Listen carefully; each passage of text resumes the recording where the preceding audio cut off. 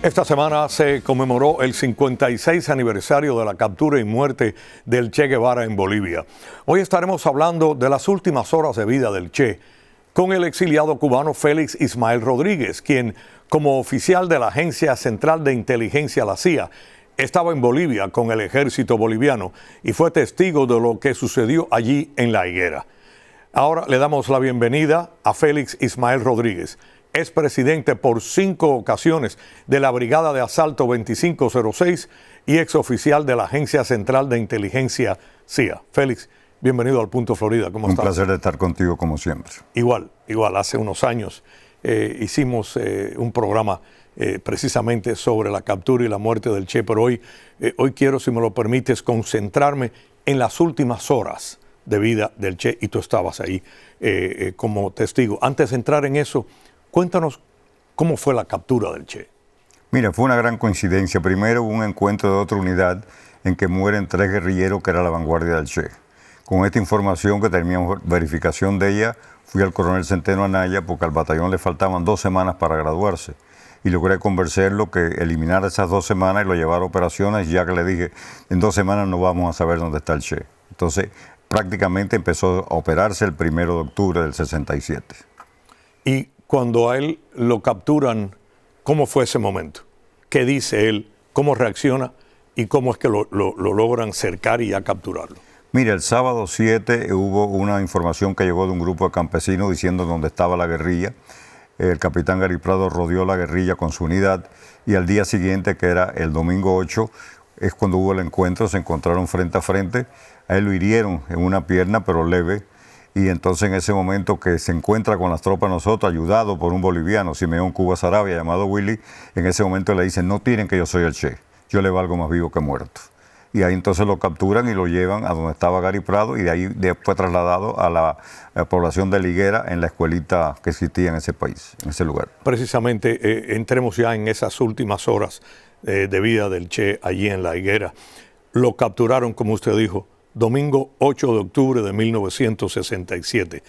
¿Qué sucedió después de la captura? ¿Lo llevan a la escuelita en La Higuera? Mira, él lo capturan, como te dije, el 8 de octubre, él lo llevan a la escuelita y entonces confirmamos, que nosotros estábamos en ese momento en Valle Grande, yo estaba instalando unos equipos de radio a los aviones que no tenían comunicación con tierra, y ahí volamos hacia el área y verificamos que era el extranjero, que era el Che, porque había el otro líder que era boliviano. Inmediatamente el coronel Centeno Anaya despachó al teniente coronel Celich para que fuera a La Higuera en un helicóptero, lo dejaran allá, si hiciera propiedad de todas las propiedades del Che para que no se la repartieran y lo tratara de interrogar, y regresó. Y esa noche nos reunimos en el hotel y yo le pedí al coronel si podía acompañarlo. Obviamente todos querían ir a esa operación, sin embargo yo había tenido una excelente relación con ellos y el coronel le dijo a sus oficiales que él sabía el daño que este señor le había hecho a mi patria y si no se oponía me llevaba con él. Y efectivamente así fue. El día siguiente despegamos a las 7 de la mañana rumbo a La Higuera. Una vez que a él lo llevan a la escuelita, ¿qué sucede después de esas últimas horas? Mire, entré con el coronel Centeno Anaya y otros oficiales a la escuelita. Él se encontraba amarrado de pies y manos a la izquierda. En la parte de atrás había el cadáver de 2 cubanos. Uno de ellos era el capitán Oslo Pantoja y otro más que había muerto en combate.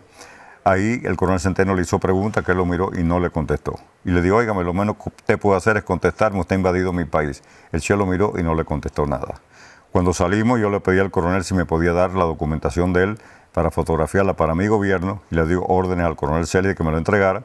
Él tenía una especie de vajilla que colgaba del cuello donde tenía un libro alemán grande, que era todo escrito en alemán, pero era el diario de él escrito en español, fotografías de la familia, medicamentos para el asma, unos libros pequeños numéricos de la China comunista y una libretica donde tenía mensajes escritos a máquina que él había recibido de Cuba, firmado por un tal Ariel, que nosotros pensamos que era Fidel y después nos enteramos que no, que era Juan Carretero, que estaba a cargo de sus comunicaciones. ¿Cómo es que sucede esa conversación entre usted y el Che Guevara estando detenido, preso, amarrado y demás? Cuéntanos esa parte. Esto fue el domingo, mismo día del lunes que usted conversa con el Correcto. Che. O sea, lo capturan un domingo en la mañana, 8 de octubre del año 67. El lunes en la mañana es que entonces usted entra allí Correcto. A la escuelita. ¿Cómo fueron esas horas? ¿Cómo transcurrieron cuando ustedes hablaron? Mira, primero yo fui a empezar a fotografiar el diario, regresé a la habitación, me le paré enfrente y le digo, Che Guevara, quiero hablar contigo. Y me miró de una forma arrogante y me dijo, a mí no se me interroga. Cuando vi esa actitud le dije, comandante, yo no venía a interrogarlo. Nuestras ideas son diferentes, pero yo a usted lo admiro. Usted fue un jefe de Estado, usted cree en su ideal, aunque yo sé que están equivocados. Yo he venido a conversar con usted. Cuando él vio, pensó si me iba a reír de él, como vio que estaba serio, me dijo, ¿me puede quitar las amarras? ¿Me puedo sentar? Y entonces le quité las amarras, le ordené a un soldado y se sentó y empezamos a conversar. Obviamente, cuando le hacía preguntas que eran de interés táctico para nosotros, me decía, yo no le puedo contestar eso.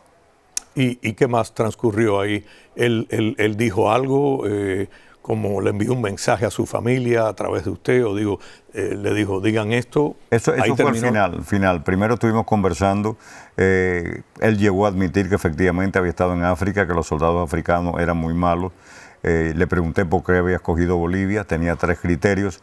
Una, primero, que Bolivia era un país muy pobre y él consideraba en su mentalidad que los gringos, los americanos, los imperialistas no le iban a interesar un país que no tenía una gran economía. Por otra parte, también él sabía que los soldados bolivianos estaban muy mal entrenados y en eso tenía razón. Y tercero, Bolivia tenía frontera con 5 países. Si él llegaba a tomar Bolivia, le era muy fácil exportar la revolución a Brasil, a Chile, a Argentina, Paraguay y a Ecuador. ¿Le dijo algo a usted sobre el régimen castrista? Mira, él estaba convencido que Fidel lo había traicionado, pero consideraba que yo era más su enemigo, pero nunca habló de Fidel, ni bien ni mal, pero nunca se refirió a él para nada, absolutamente para nada. Pero él estaba convencido que lo habían traicionado. Primero, el transmisor que le mandan, cuando llega allá, llega roto. Siempre se mandan 2 o 3. Él no tenía comunicaciones con Cuba. Mario Monge, el líder del Partido Comunista Boliviano, se entrevista con él el 31 de diciembre del 66, y en esa conversación le retira todo el apoyo del Partido Comunista al Che, al punto de que le dice a los que estaban con él que si se quedaban estaban expulsados del Partido Comunista. Y Renan Montero, el oficial de inteligencia que tenían en La Paz como único contacto para él, una vez que entraron ellos, 17 en total, lo retiran del país con el pretexto que se le había vencido la visa. Y él tenía la ciudadanía boliviana. Félix, siguiendo la cronología de las últimas horas de vida del Che en Bolivia, que usted estuvo allí como testigo, yo quiero ahora que pongan la foto donde está el Che Guevara y donde está Félix Ismael Rodríguez. ¿Cuándo es que se tomó esa foto? ¿El día que lo capturan o horas antes de que lo mataran? Horas antes de que lo mataran. En ese momento, imagínate, en aquel momento el Che estaba destruido. Se veía una persona que estaba abandonada, destruido por completo.